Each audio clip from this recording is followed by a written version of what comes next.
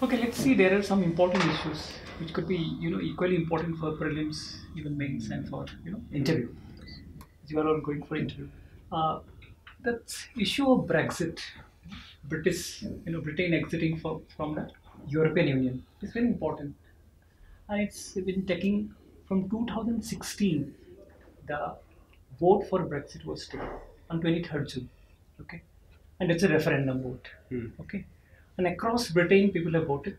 Okay, and vote says 52% people say yes, we should go out of the European Union, and 48% people say we should remain. So the first group of people we call them, leave camp, okay, or leavers. The second group say remainers. But if I look at the issue, the gap between these two is not very significant. Right? Today across the world, what the debate is going on is that this is not the percentage of votes that we should differentiate between these two group of people, the feeling. That means 52% people, more than 50% people do not have trust either on the European Union, okay, or the existing British political system. Because the system has been supporting Britons to be there in the European Union. And European Union is a member of how many countries? 28 countries. Right. So this 28 countries group, where Britain is a very, very powerful country, and former colonial power is a very powerful country even today. They wanted to go out. So recently on 15th January, what has happened? That is history. In British Parliament, the current Prime Minister Theresa May put the withdrawal proposal on vote. Her own party members rejected it. Those who supported, yes, Britain should be out of European Union, they rejected. Okay, more than 400 people said no. 200 plus people said yes. Okay, what media reports and British Parliament reports is this is the biggest defeat of a sitting Prime Minister on a policy decision that has come in British Parliament. It has never happened. It is so sad. What is the result? After 15th of January, today is 27th, right? So 12 days passed, right? So what has happened? 28. 12 days, 13 days have passed. What is the result? What will happen now? And Theresa May, this lady, had passed the withdrawal agreement from European Union on March 2017. And this March 29th, exactly 2019, Britain should be out of European Union as per the agreement, and that was agreed by the European Union. Okay, and this is very important for us. This is Article 50. This is Article 50 of the Lisbon Treaty. As per this article, Britain should withdraw from European Union exactly on 29th March 2019. Now, the same proposal has been defeated in the Parliament. What is the route out? What will happen next? Okay. Let us shorten it and see what could happen. Today, the possibility is that main opposition party Labour, headed by Jeremy Corbyn, okay, are one big socialist. This gentleman is saying we should look for fresh election. He is not focusing on the Brexit. He said we should look for fresh election. What is his agenda behind is that once a fresh election comes, my party will come to power. Either we will look for one more referendum, or we will go for renegotiating with the European Union. Second, what is the possibility? Second is that at this moment, international experts, political experts in European Union or across Europe, across the world, they say Theresa May should appeal to the European Union, asking for more time. They are saying put the clock back, put a full stop on the clock, saying 29th March we may not be ready. Third possibility is that European Union is saying we are not, interested to renegotiate. You only wanted to get out, huh? Go. Right. But when European Union is saying go to Britain with that agreement of the Lisbon Treaty, Article 50, Britain has to pay 50 billion, pound back to European Union cost. Then only it can go up. Now common people are questioning, why should we pay? Why should we pay? Enough of taxes. We do not want to pay anymore. So now it is a complete mess. Even today, when I read, across Britain, people are looking for a second referendum. Imagine what it will be the cost of the referendum.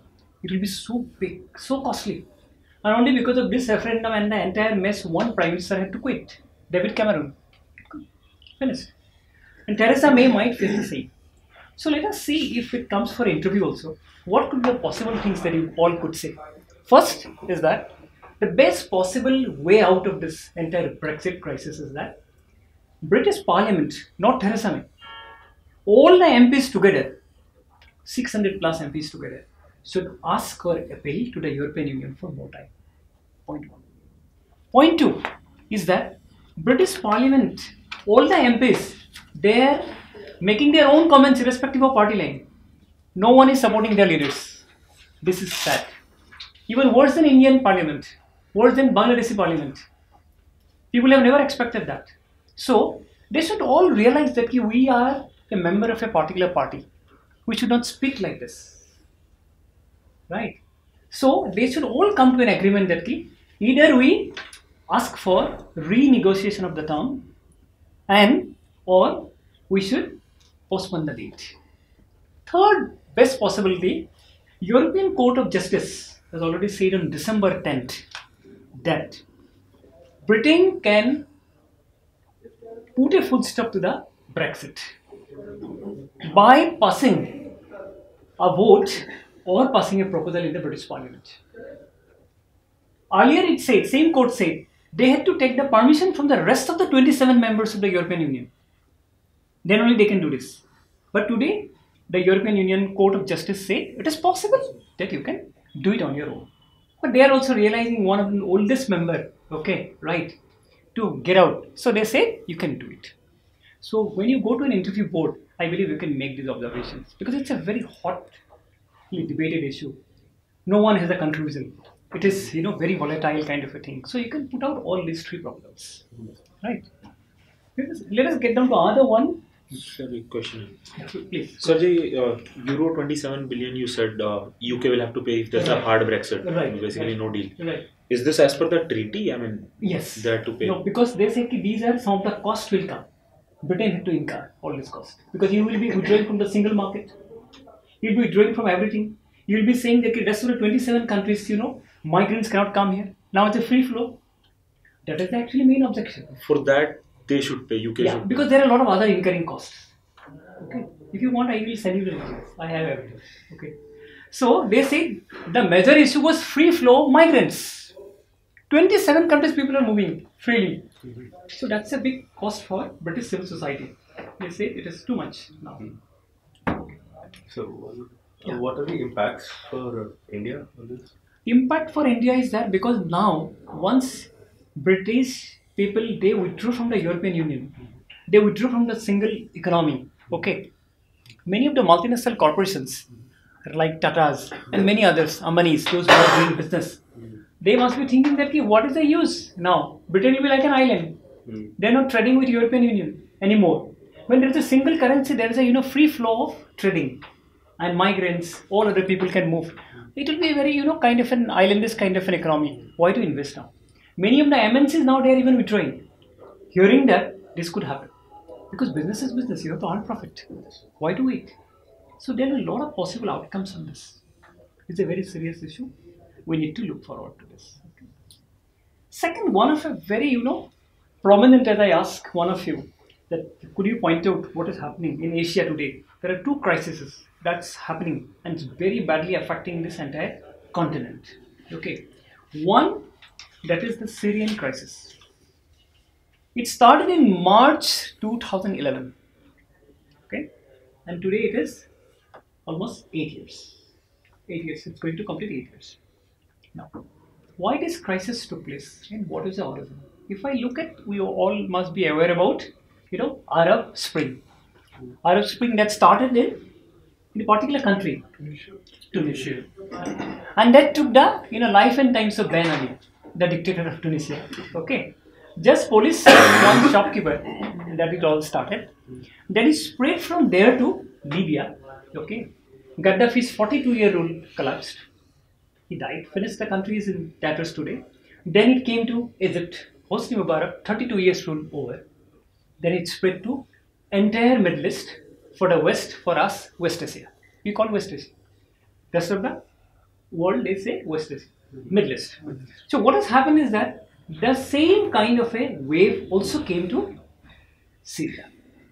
And Syria, if I look at last more than 30 years, it is all by the Assads. His father was a president who ruled up till 2010-11, then his son took over. Okay.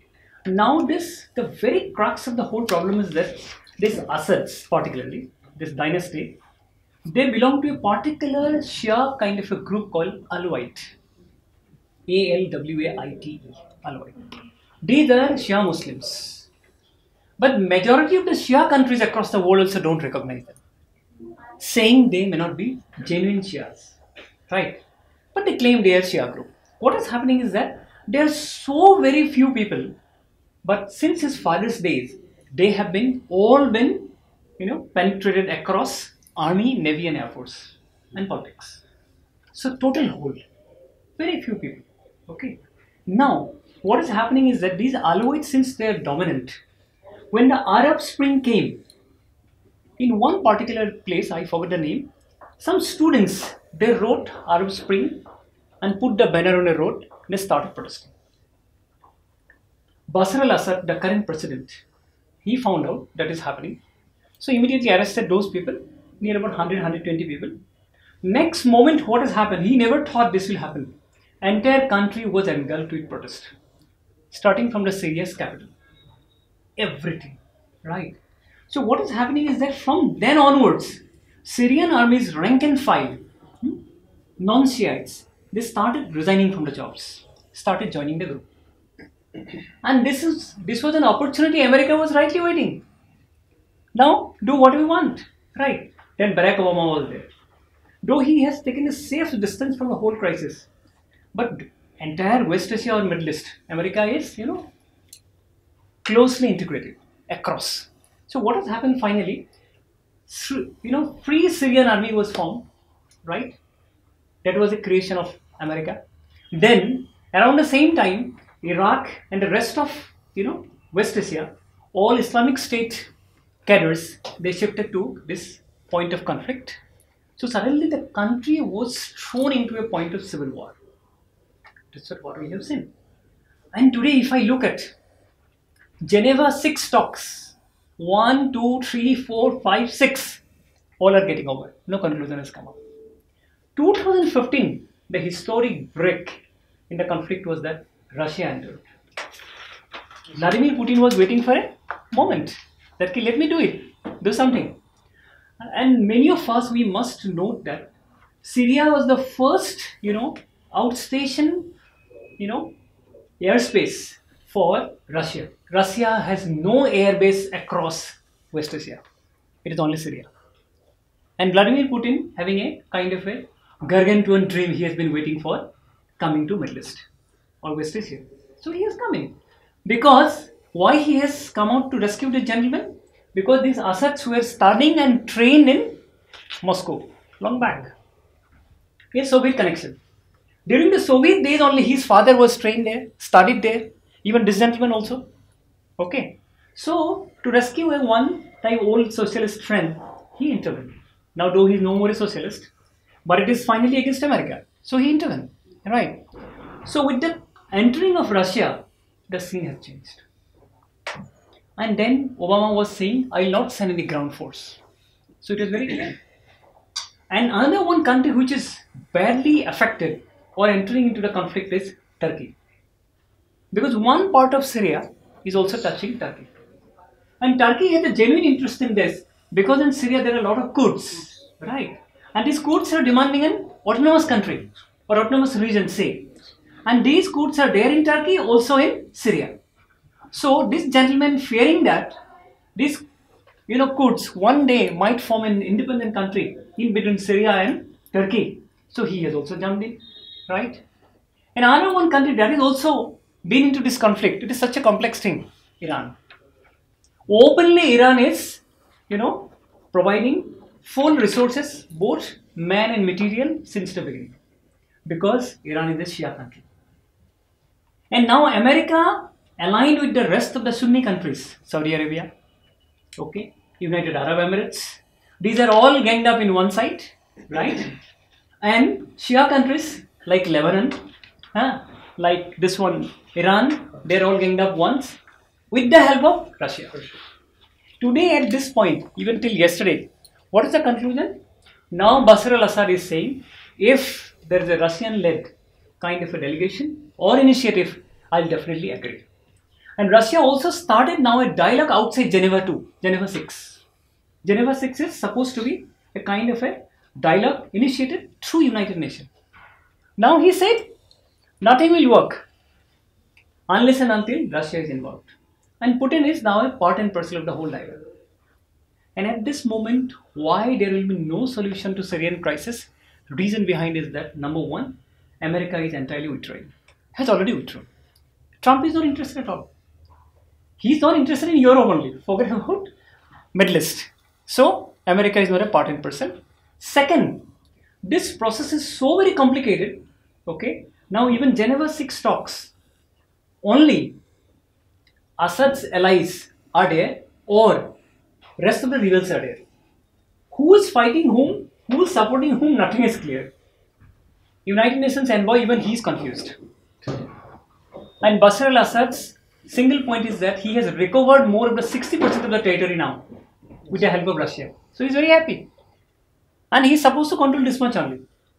Islamic State is there, Kurds are there, so he will leave the rest. Still, he will continue with the president. Third option is that United Nations, the rest of the Geneva talks people, they want that there should be a kind of a referendum, or there should be kind of a replacement of Assad. That is not going to happen. Russia will not allow. So now the moot point to the conclusion is that Syrian crisis may go further, because there is no possible conclusion coming out from this whole quagmire. Civilians are, and most of the refugees today in Germany and Europe are more than 10 million. They are all Syrians. They have left the country. Where is he going to rule? Nothing is there. So it is a bloody mess, complete mess. I don't think there will be an easy solution immediately. And international experts say Washington and Moscow alone cannot give a solution to this. They have to take the help of Ankara, that is Turkey's capital, as we say, and that is Iranian capital. What we say? Iran's capital? Tehran. Ankara and Tehran will play the parts. Then only Washington and Moscow will be able to solve the Syrian progress. So it's a very complicated one. You guys should look out for more studies. If you want material, I can definitely send. I have n number of things on this.